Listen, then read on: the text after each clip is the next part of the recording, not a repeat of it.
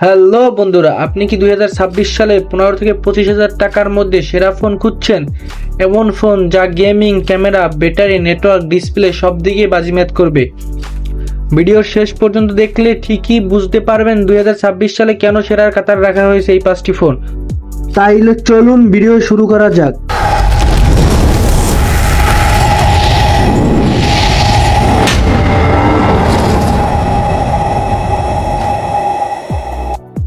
প্রথমে শুরু করে Redmi 15 4G, RAM, storage and price 8+ 128GB storage 18,000 টাকা অফিসিয়ালি পাওয়া যাবে। 8+ 256GB 22,000 টাকার ভিতরে পাওয়া যাবে। এখন আসা যাক প্রসেসরের দিকে। Snapdragon 685 6 nanometre 610 GPU। ডিসপ্লের ক্ষেত্রে ব্যবহার করা হয়েছে 6.7 inch full HD display, IPS 144Hz refresh rate, ব্রাইটনেসে পাওয়া যাবে 5500 নিটস, গরিলা গ্লাসের প্রোটেক্টর পেয়ে যাবে। ক্যামেরার ক্ষেত্রে ব্যবহার হয়েছে 50 মেগাপিক্সেল রিয়েল AI ক্যামেরা, ফ্রন্টে পাওয়া যাচ্ছে 8 মেগাপিক্সেল। ভিডিওর ক্ষেত্রে 180 FPS প্রায় 30 FPS ভিডিও করা যাবে। নাইট মুড আছে।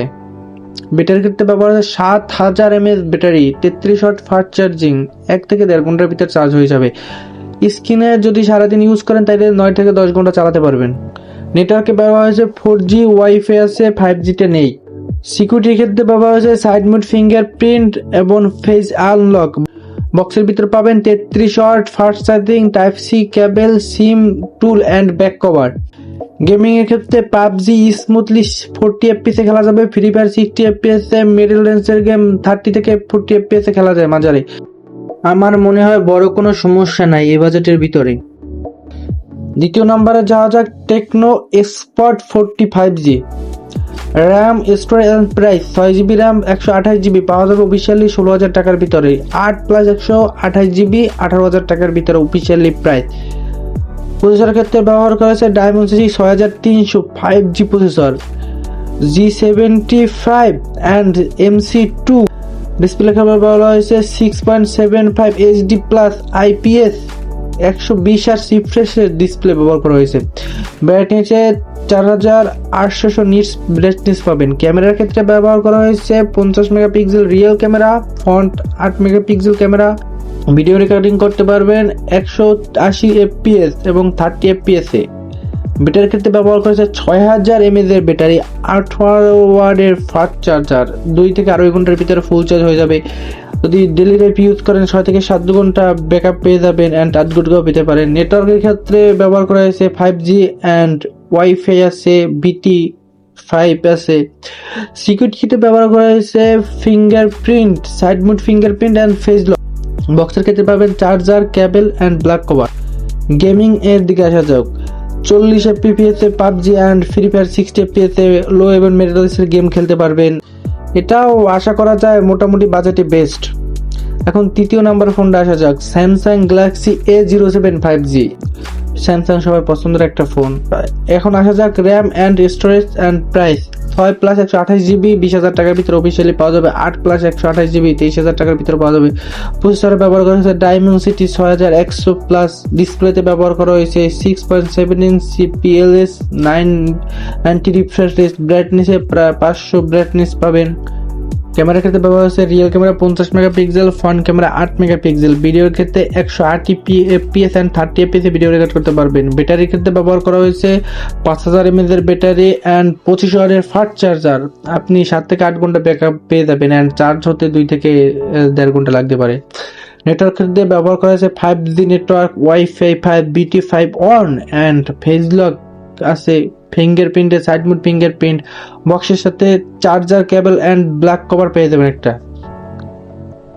Gaming A 40 FPS low and middle রেঞ্জের গেম খেলতে পারবেন। আমার যে ফোনটা রাখছি OnePlus Naro EC4 Lite।